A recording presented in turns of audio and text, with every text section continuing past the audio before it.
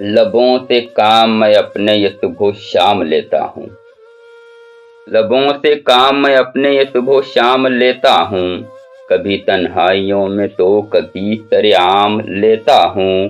میرا ہر کام بنتا ہے خدا کا نام لینے سے، میں اپنی بات سے پہلے خدا کا نام لیتا ہوں، میں اپنی بات سے پہلے خدا کا نام لیتا ہوں۔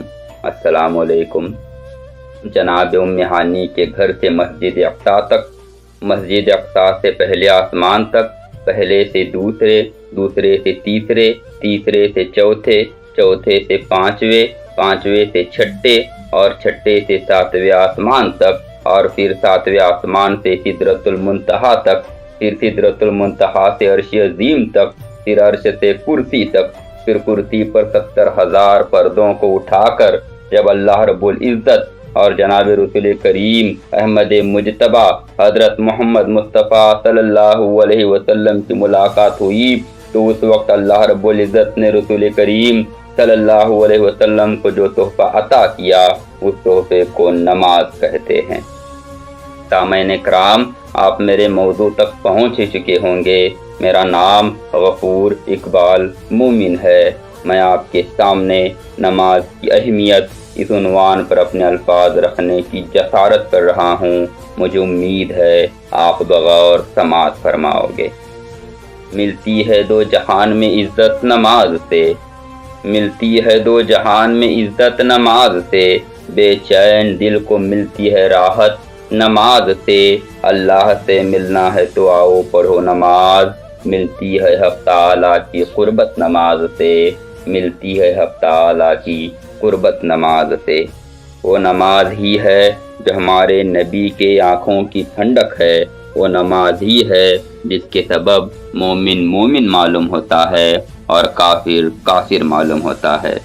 نماز کامیابی کی کنجی ہے، اور اس کی سب سے بڑی دلیل یہ ہے کہ جب مؤذن حی علی الصلاۃ، حی علی الصلاۃ یعنی آؤ نماز کی طرف، آؤ نماز کی طرف اس بات کا اعلان کرتا ہے، تو تب وہ اسی کے ساتھ اس بات کا بھی اعلان کرتا ہے کہ حی علی الفلاح، حی علی الفلاح یعنی آؤ کامیابی کی طرف، آؤ کامیابی کی طرف۔ اس کا مطلب یہ ہوا کہ اگر کامیاب ہونا چاہتے ہو تو نماز کا دامن تھامو۔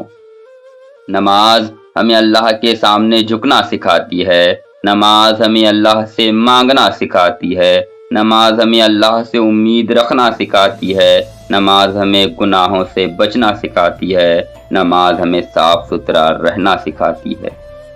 جب حضرت علی کو قتل کرنے کے لیے آپ پر وار کیا گیا تو آپ نماز کی حالت میں تھے۔ میدان کربلا میں حضرت امام حسین جانتے تھے کہ تمام لشکر میری جان کا دشمن ہے، اگر میں جنگ چھوڑ کر نماز پڑھوں گا تو ممکن ہے یہ گمراہ لوگ میری جان لے لیں گے۔ پھر بھی امام حسین نے نماز نہیں چھوڑی، کیونکہ وہ جانتے تھے جان سے بھی بڑھ کر نماز ہے۔ امام زین العابدین رضی اللہ تعالیٰ عنہ کے گلے میں طوق تھا، ہاتھوں میں زنجیر تھی اور پاؤں میں بیڑیاں تھی، بخار میں تپ تپا رہے تھے، کوڑے پر کوڑے برسائے جا رہے تھے، اونٹ کی ننگی پشت پر بٹھایا گیا تھا، سر پر سلگتی دھوپ تھی۔ اس حالت میں بھی آپ نے ایک بھی نماز قضا نہیں کی۔ جس حالت میں تھے اس حالت میں نماز پڑھ رہے تھے۔ نہ مسجد میں نہ بیت اللہ کی دیواروں کے سائے میں، نہ مسجد میں نہ بیت اللہ کی دیواروں کے سائے میں، نماز عشق ادا ہوتی ہے تلواروں کے سائے میں، نماز عشق ادا ہوتی ہے تلواروں کے سائے میں۔ یہ عظمت ہے نماز کی، یہ مقام ہے نماز کا۔ قرآن چیخ چیخ کر کہہ رہا ہے کہ نماز قائم کرو، نماز قائم کرو، مگر ہم وہی امتی جس کے لیے ہمارے نبی نے رات دن گڑ گڑا کر اشک بہا بہا کر دعائیں کی ہیں، وہی امتی آج نماز سے بھاگتے ہوئے نظر آتے ہیں۔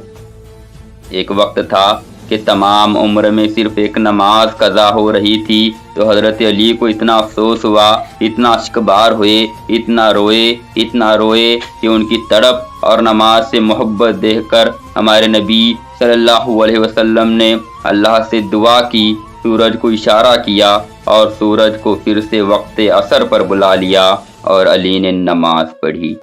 اور ایک ہم ہے کہ ہماری نمازیں قضا پر قضا ہو رہی ہیں، مگر ہمیں ذرہ برابر بھی افسوس نہیں ہے، شرمندگی نہیں ہے۔ جب اذان ہوتی ہے تو ہم کہتے ہیں کہ اذان کب ختم ہوتی ہے، اور ہم کب ٹی وی اور موبائل کا آواز بڑھاتے ہیں۔ یہ حالت ہے ہماری۔ آج نماز ہمارے لیے بوجھ بن گئی ہے، ہمیں نماز سے کچھ بھی مطلب نہیں رہا۔ اگر غلطی سے بھی نماز پڑھ لیتے ہیں تو رب کو منانے کے لیے نہیں بلکہ زمانے کو دکھانے کے لیے پڑھتے ہیں۔ جب خواجہ قطب الدین بختیار کاکی رحمۃ اللہ علیہ نے اعلان کیا کہ میری نماز جنازہ وہی شخص پڑھائے جس کی فرض تو دور، سنت موقدہ تو دور، بلکہ عصر کی 4 رکعت سنت غیر موقدہ بھی قضا نہ ہوئی ہو۔ جب ساری دہلی میں ڈھونڈا گیا تو ایک بھی شخص ایسا نہیں ملا، تو پھر آخرکار جو شخص نماز جنازہ پڑھانے کے لیے آگے آیا وہ دہلی کا سلطان تھا، نام تھا سلطان شمس الدین التمش۔ جب نیشنل کانگریس پارٹی کا اجلاس ہوتا اور اجلاس کے دوران نماز کا وقت ہوتا تو مولانا ابوالکلام آزاد اجلاس چھوڑ کر پیچھے چلے جاتے، نماز ادا کرتے اور پھر سے اجلاس میں شریک ہو جاتے تھے۔